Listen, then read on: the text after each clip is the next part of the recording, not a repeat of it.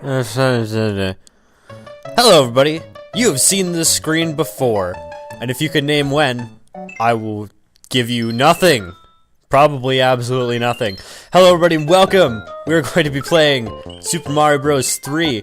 Now, despite what all the new files say, I have actually played this game quite a bit in the last, I don't know, week or so.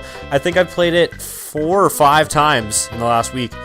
Just with, like, various friends and stuff like that. And you know what? I sort of thought, why the hell not? I feel like playing this for, like, an LP, and I'm gonna do it, because I've recently sort of adopted the methodology of, if you want to play it, just play it, and I do the games that I want to. I'm not gonna sit here and be pressured by someone to do, like, Five Nights at Freddy's, or whatever the fuck that game is, and like, be miserable while doing it.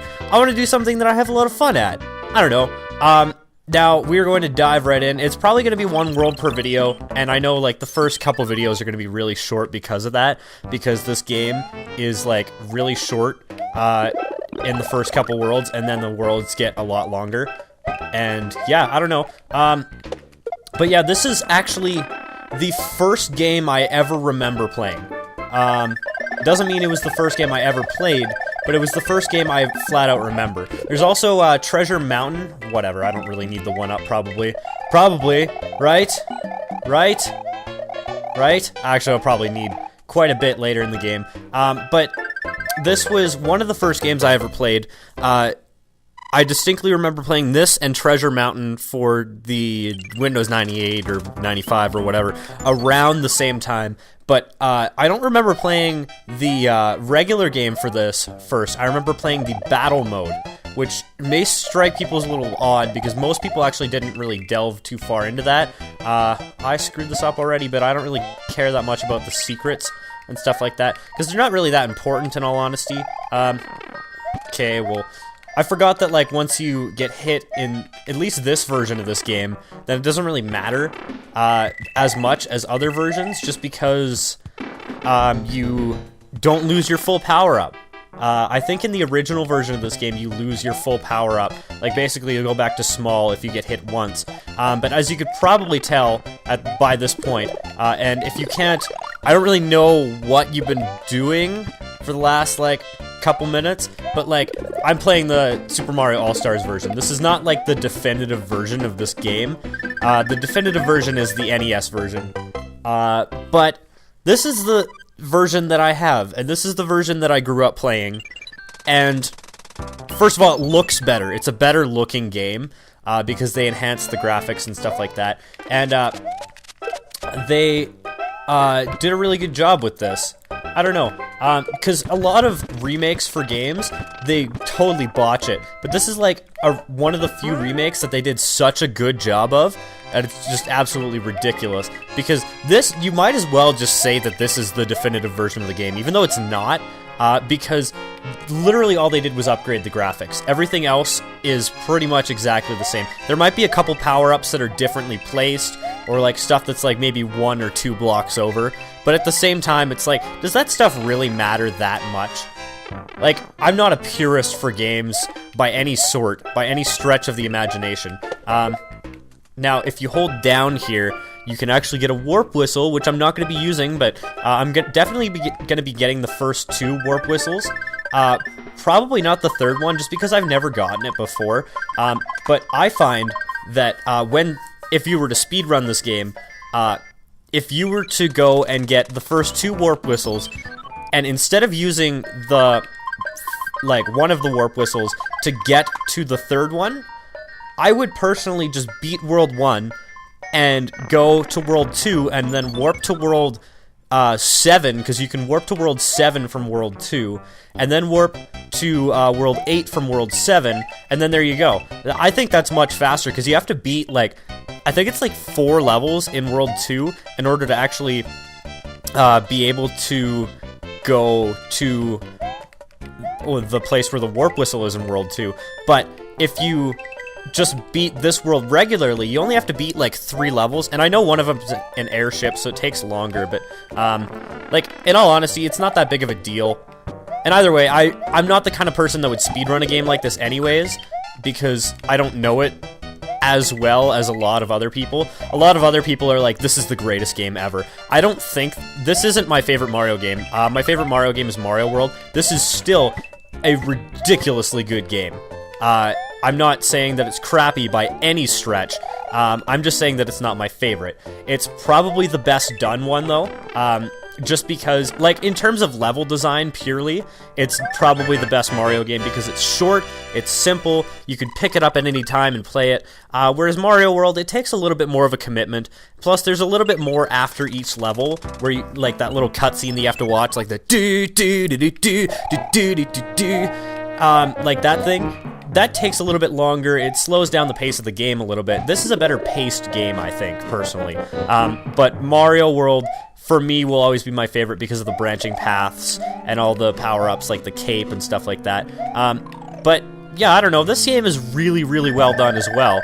And here's the second warp whistle, by the way. This one, it's one of those things that I don't know how you would find this if you were just playing the game randomly. I had a guide for Super Mario Bros. 3 / Super Mario Advance 4, and I still have that guide, actually. I'm pretty sure I still have that game. I don't have the e-reader, so I can't do, like, the e-world or anything like that, but crap, I didn't want to do that. Well, obviously you don't want to get hit at any point in this game, or else you're gonna take damage, and then you'll be more vulnerable, and you'll lose your power-up. But, I have the Game Boy Advance version of this game, which, if you don't know, this game has actually been re-released 6 times. It's been re-released on the Super Mario All-Stars pack.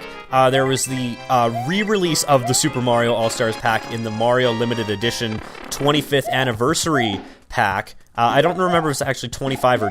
I think it was 25. I'm pretty sure it was 25. That came out in 2010.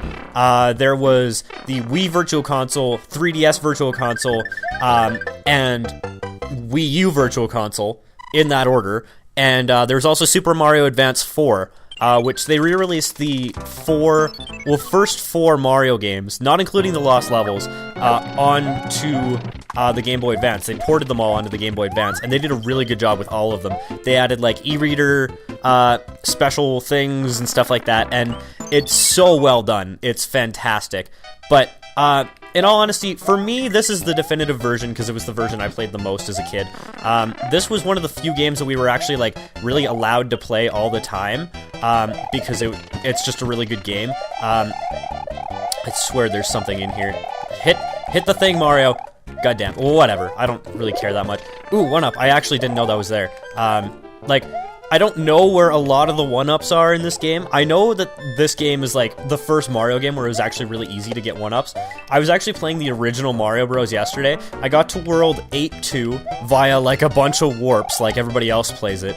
Like, I know, I'm not a purist or anything like that. I don't try and go and beat every level, like I do for this game. But, I don't know. It's just a really good game, this one. And the original Mario Bros., I don't think it aged that well because of the physics for it. Like, the original Mario Bros. Is weird because you fall faster than you jump. So literally, like, the gravity in the world changes with respect to Mario's height, which is so weird. Like, it's really hard to describe. It's actually kind of funny, too. This game has a lot of added things, such as, like, power-ups that you can use. It has an overworld, which none of the other Mario games before it had. Like, the original Mario Bros., you just instantly go to the next level. Whereas this one, there's multiple branching paths, and you can actually somewhat choose what level you want to do next. Not fully, but you can mostly, like, take your own path. Like, for example, if I wanted to...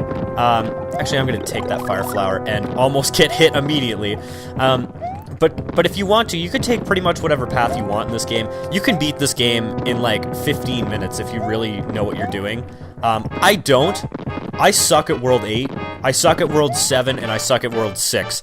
And, basically, as a kid, we never got past World 2, until I was a lot older. God, I suck at this fight. Thank you for not losing the first boss fight in the game that is actually, like, legit. Because there's a Boom Boom fight before this, but I skipped it with the Warp Whistle. With getting the Warp Whistle in the castle. But anyways, I'm just gonna do one world per video, and I find it funny how, like, the cutscene for the king is exactly the same in every world, and it's hilarious. And he says the same thing every time, unless you're wearing, like, a different suit. Oh, thank heavens, I'm back to my old self again. Thank you so much. Here's a letter from the princess.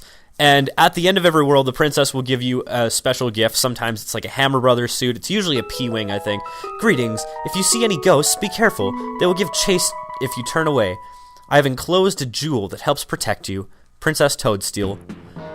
Toadstool? This is before she was called Peach, so keep that in mind. Anyways, that's going to be it for this episode. Thank you guys very much for watching, and I'll see you in World 2.